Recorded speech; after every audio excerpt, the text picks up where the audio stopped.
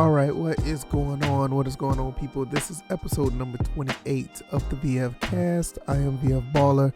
Had a lot going on this week. Started my new format of the First and Frame Rate show on my other channel, where I've been doing daily podcast over there.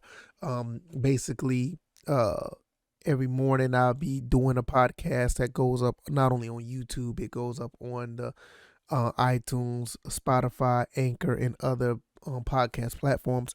It's been doing pretty successful. It's done pretty good, that the first week of that format. So everybody who's over there been listening to that, I thank you guys. If you've been over here and listened to it as well, I thank you as well. But I think I said this last episode, I was going to start doing the VF cast on Sunday mornings. So this is where I am now, and hopefully you enjoying your Sunday morning. And I got a good bit of things to talk about here. I do want to put more content on this channel. I just haven't been able to get adjusted to the new format on the other channel. So I haven't been able to put much out here, but we're going to get into that as well. But first, I want to talk about my my 1 month with the PlayStation 5. Shout out to Quayface once again. He made sure I got this PS5. I've had it for a month, and I've been thoroughly enjoying it. And I have a big appreciation for it for many reasons, not just because I have the ability to play it, but I do have other appreciation for it, what I will talk about shortly. And as far as gaming in general, and collecting games, it's about to get to a point where I'm about to fall back and not really pick up games like I wanted to. I think I talked about this before, probably last episode or whatever the case may be. I think I'm just gonna fall back picking up games, so you may not see that many pickup videos. I think I talked about it while I said I was gonna pick up one game, but I'm gonna give you some reason, one game a month, but I'm gonna give you some more reason why I feel about collecting games in general. So those are the two topics I really want to talk about today. And it's just been how can I say this? It's been a really easygoing last couple of weeks as far as me and gaming. It's been really smooth sailing, and it's been one of the most enjoyable times I've had because with me doing a new format of content creation, I can just play games and just not worry so much. And you may want to know, okay, what do you mean by worrying? Well, when I was like really big on streaming and actually putting gameplay up on the channels, I always tried to keep everything at an area where I can capture the footage. So I have my Elgato right here, and like I have all my consoles over here. But I always try to have it linked together so I can always pick up some content when I need to. And to be honest, I felt like I was doing too much and I was burning myself out. So therefore, I kind of separated the two, where I just played video games and I just made the content the way I'm making it now. And I just felt a lot better doing that. So it's just been so much easier for me, and I have more time to appreciate what I have in my games. And I'm gonna tie this all together, how this makes sense, because like I said, I have all these games. I pick up all of these games. I collect these games, and I'd be so ready to play these games, but I don't get to appreciate the games that I buy because I'm so caught up in so many things at one time.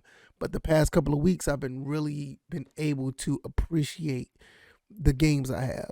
Like I said, the PS5, I've had it for a month, and I haven't had so much fun playing a console in so long. Obviously I've been playing on my PC as well, but I've had so much fun with this PlayStation 5.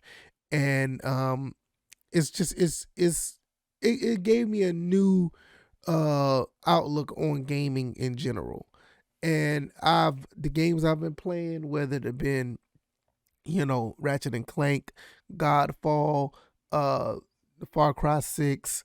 Um, I've been playing some of my old PlayStation 4 games on my PS5, which is another reason why I appreciate the PS5 so much. It's just giving me another outlook on playing video games to where it branches off to me playing my other consoles the same way. It was like, look, man, I just want a game. I just want a game. And it kind of had me backsliding a little bit because some of the content I do create is gameplay related, and I haven't been able to do that, which I know that needs to change because I do owe you guys some gameplay footage of what I play, because that's what this channel for the most part just been built on, So I will be doing that, but these last couple of weeks has just been great. The PS5, look, I thought when the PS5 and Xbox Series, when they came out, I thought that, you know what? There's no reason for me to get these consoles. I have a fairly powerful PC. Most of the games are coming to PC. I'm good. But one thing I noticed as soon as I got the PS5, I saw what the PS5 looked like. I knew what it looked like. But when I actually had it in my possession, the PlayStation 5 had that uniqueness. It had that identity that I've been wanting out of a console since the PlayStation 3, Xbox 360 era. Those consoles had an identity about them where it just had a charm and identity to them. The Xbox One and the PS4 kind of felt like it lost its identity. They just felt like video game boxes. And to an extent, you could say that the Xbox Series kind of still do. I mean, it's literally a box. Both of them, literally a box. But the PlayStation 5, when I actually was able to obtain it and I had it in my possession, it was just something about it just said, you know what, this is a unique piece of technology that I want to play games on. And once I hooked it up and started playing the games on it, I fell in love with it. I immediately went to go up, pick up Ratchet and Clank. I've been playing that like crazy. Been wanting to pick up more games for it, and that's what I've been doing. And then one thing I forgot that the PS5 was backwards compatible with the PS4. And if you know me, I'm big on backwards compatibility. I'm big, and I'm one of those guys that felt like the PS5 should have been backwards compatible with all systems. And yeah, I know I'm one of those guys because I feel like technology is so advanced that we should be able to do it. If my PC can run PS3, 2, and 1 games, I don't see why that system cannot run PS3, 2, and 1 games. But nevertheless, it's backwards compatible with the PS4, and it does a great job. It's one of the best backwards compatibility mechanics I've ever seen. Now, mind you, I've been around for a long time. I've been gaming for a very long time. I mean, I've been gaming since like the late 80s. You may not realize it, but I'm that old. I've been playing games since the late 80s. And I remember when the Genesis was backwards compatible with the Master System. I remember when, what else was backwards compatible? I remember when the PS2 was backwards compatible with the PS1, which honestly, I felt that was one of the best iterations of backwards compatibility at that time. The PS2, the PS1 was very good. I mean, it was almost like a 1-to-1. Then the Wii came out. The Wii came out with the backwards compatibility with the GameCube. Once again, it was more like a 1-to-1. So I still have mine right here. Both of them play GameCubes. Like the GameCube obviously do. And the Wii plays GameCube. They're almost like a 1-to-1. And I thought that, between the PlayStation 1 or the PS2 and the Wii, I never thought backwards compatibility would be that good. Now, the 360 had backwards compatibility. It was software based. I kind of don't count that. I kind of don't. The PS3, the fat PS3, that did it very well. Also, the fat PS3 did PS2 and PS1, and it's probably the best. It's probably the most. I ain't gonna say the best. It's probably about the most robust backwards compatibility that you can find on any console, because it does it for two different consoles, the PS2 and the PS1, and it does it fairly well. The only problem is it doesn't do 240p, but that's another subject for another day. I don't want to get into that. But it did a pretty good job. PS4 don't have any backwards compatibility, hardware or software based. I mean, it's mostly streaming. I take that back. The PS2 classics are on, the PS2 classics are on the PS4, so you can run PS2 games on the PS4, but not the PS3. Excuse me. The PS5 drops, and the Xbox Series comes out. Now, I heard the Xbox Series X does very good with backwards compatibility. I don't have one yet. I have the S.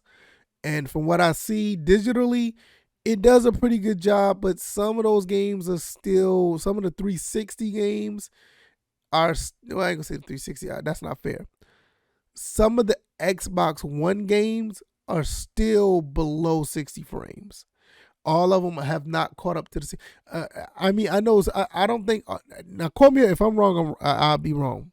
Maybe it's because of the S. But the X, I've heard the X does very well. I think all the games are at 60 frames, but I haven't experienced it. But I don't know. The PlayStation 5, all the PS4 games that you put in that PS5, they run at 60 frames per second. It does a phenomenal job. It has not failed me at any game that I put in there yet. It is the best backwards compatibility that I've ever played. And I think that's one of the things that's one of the reasons why I love the PS5, because not only I'm getting great games that comes out on the PS5, the backwards compatibility, I'm really big on it, and it works very well. It works very, very well. Like I said, it's the best backwards compatibility that I've ever played, because it upgrades the frame rate to all the games, and the games still look really good. Like the old Ratchet and Clank, the one that was on PS4, that was a 30 frames per second game, but it was at, I think it was like at 4K, but it was at 30 frames. You put that game into a PS5, you definitely tell the difference. Now, Rift Apart it's nothing touching a Rift Apart, but the PS4 version, great. All these other games, great. And I'm in love with the PS5, and as far as buying physical games on it, this may be the last generation that we have this. I could see myself buying physical copies of games on my PS5, especially with the CMOS battery thing. It's called the CMOS battery situation is not an issue anymore. So I mean, I got a few games right here. But I'm gonna start buying some more games for my PS5. But I'm thinking as far as physical copies of games, this will probably be the last go around for me. And I have a lot of games. I mean, you see this bookshelf right here. I have another bookshelf on the other side of this TV. I have a lot of games. I'm not saying that to brag or anything. I just have a lot of games, and I'm getting to the point where I'm just tired of picking up games for the retro stuff, to be honest with you. But for the new stuff, I think the PS5 is probably gonna be the last console, because I don't see the next PlayStation coming out with the disc built onto the console. I just don't see that. I don't see the Xbox doing it either. I mean, they already got one foot in already with digital versions of these consoles. So I wouldn't be surprised if the PlayStation 6 and the next Xbox or whatever case may be totally digital. And I think probably at that point I'll probably be out of the new gaming type business. I have enough games now that I don't have to worry about any new games anymore. And if I want digital copies of games, I'll probably buy them on my PC. I don't think I'm going to buy another box to play digital games. I don't care if they're exclusive or not.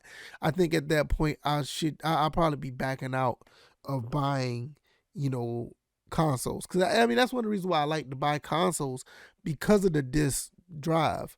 Now, I got the Series S, and it never was this really wasn't supposed to be a situation where I was supposed to keep the S. I bought the S because of scarcity. I wanted the X first. Can't find the X. The S was literally right around the corner from my house over here, and I was like, you know what? For $300, I'll get it, and that'll be I have that to springboard myself to get the X whenever that is released or wherever it's available. It hasn't been available yet in my neck of the woods, so That's why the Series S is still sitting here. I love it. Don't get me wrong. I love that little console. It is very, very powerful, and the games run on it pretty good.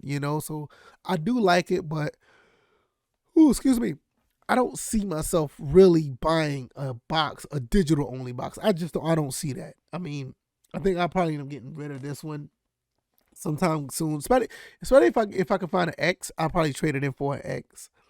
And I don't see myself the next generation. I just got a big feeling the next generation is probably going to go all digital.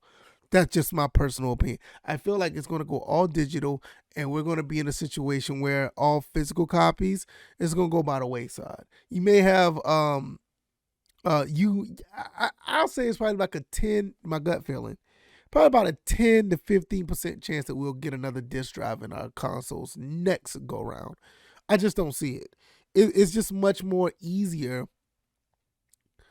It's much more easier to put out digital games now. I think like now on the Switch they had like a whole bunch of they're constantly having a bunch of digital games come out. And don't get me wrong, I love these physical copies, but the more I look at them on my shelf, I'm like, I'm really tired of buying some, and that's why I went back to saying that I was gonna do the one game a month, because I go to these retro stores, and that's another thing. I go to these retro stores and I cannot find any games that I want because I pretty much got all the games I do want. I don't see, I can't think of one game that I don't. Now, I will say, there is a console that I still want.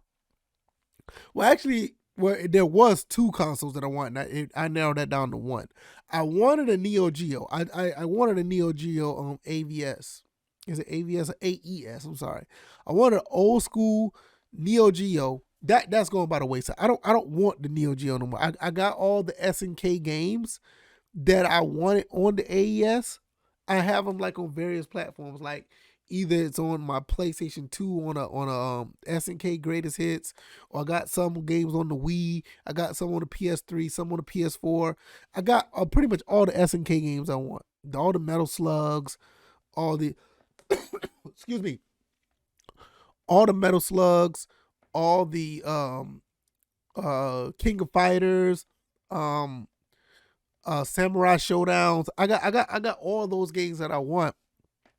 So it does no good for me to go on eBay and try to buy a $550 Neo Geo, where I got to turn right back around and try to buy some games for it. The same games I already got on these other consoles. It just serves no purpose. It doesn't me no good. Now the second console I do want, and I may end up getting it. I do want a PC engine. I've been saying I want a PC engine, and if you don't know what a PC engine is, it's basically a TurboGrafx 16. I've always wanted one for a while now, and I don't know, I may get that. But just like the Neo Geo, there's a lot of games on the PC engine I already got, where either it's been on the PlayStation 3 store. Yes, you can buy TurboGrafx 16 and TurboGrafx 16 and PC Engine games on the PlayStation Store. If you got the PS3 in the Japan region, you can buy games off the Japan store of the PlayStation Network on the PS3. So I was able to do that, and I got a handful of PC Engine games on there. I also was able to get some on the Wii Virtual Console because they had some over there, and they still have some on the Wii U Virtual Console. So I'm kind of leaning towards not getting. I'm leaning towards wanting one, but I kind of got my reasons of not getting one because, like I said, I was able to get all those games on other platforms. So with that being said, in general, it's like I just don't see myself buying any other games for like any of my consoles I have now, outside of like the PS5. Like I said, because the PS5, the physical copies of those games will still work after the CMOS battery situation. I may buy games for that and the PS4, because there's some PS4 games I wouldn't mind getting physical as well. So it's probably those two, and it's maybe one or two games I can think of off the top of my head I want for my retro collection, but I don't know. I don't know. And I wanted to get a 32X. There's no reason for me to get a 32X now. Like, seriously, like, do y'all know how hard it is to hook that thing up and keep it maintained? It's like, and it's only two games I want on it. I want Mortal Kombat 2 and NBA Jam Tournament Edition. Now, may want Doom, but I want Mortal Kombat 2 and NBA Jam Tournament Edition. Now, like I said, the 32X is almost, like right now, you can probably find it between $130 $175. Then I got to turn around and buy those two games. So to buy those two games, I'll probably be spending over $200 just for an add-on for my Genesis, which is right here. Just the add-on for my Genesis, $200 for that, and I'll be playing just two games. I'm probably better off just emulating those two games and playing them. You know, so it's like, for me, I just don't see it. I don't see it. And it's fairly frustrating because I love playing video games a lot. And it's kind of sad because I feel like my gaming habits are coming to an end, but it only feels that way because I don't feel like going out to collect games or going out to buy games. But when it comes to when I sit up here in this room and I'm like wanting to play games, like I said, the last couple of weeks I've been having a blast. And that's what it's about at the end of the day. I've been really enjoying playing these games for what they are and not really worrying about so much of the outside stuff. You know, worrying about capturing footage, worrying about what I'm going to do on this, worrying about what I'm going to do on that. I'm just playing the games, and right now, that's where I am. That's why I haven't been streaming as much. That's why I haven't been putting content up. Because I've been enjoying this PS5. It's been amazing, and I still love playing it. I mean, Gran Turismo Sport is beautiful in that game. You know, Ratchet and Clank Rift Apart is beautiful. There's so many great games on this console. I'm just loving every bit of it. And I can't thank Quayface enough. Thank him so much for making me get me, because I was a skeptic. I didn't want it. I did not want it. And like I said, the games look good, but it was the PS4 backwards compatibility has done it for me. Now I'm looking at my PS4 Pro right now. Like, I collect consoles. I love having them around, but you serve me no purpose right now. You know, it's like you really don't serve me no purpose. So I'm looking at it sideways. I may do something with it. I don't know. But that's pretty much it for me for this episode. I mean, what do you guys think? I mean, for me, I feel like I've been having an amazing time with the PS5 playing games, and as far as collecting and buying games going forward, it's just not in me to do it anymore. I just don't have it in me to go collect games. I got all the games I want. There's a few games that I may get down the road, but most of the time I'm definitely going to be buying more games for the PS5, buying more games for the PS4. And as far as the Xbox Series, I may get into buying some games for that, but I have to get an X first. I still have my Xbox One, but like I said, it just doesn't feel right, you know, collecting games or buying games for the Xbox, because everything's like on Game Pass, and they're already pushing people towards the digital side of gaming. So I don't know. Let me know what you guys think. I'm going to get up out of here after the 20-minute mark. I usually try to do these between 20 and 30 minutes. The last couple of episodes were like past the 30-minute mark or more, but I think I covered everything I got here. So let me know what you guys think. I will see you guys on the next one. You guys enjoy the rest of your weekend. You guys be blessed. Peace.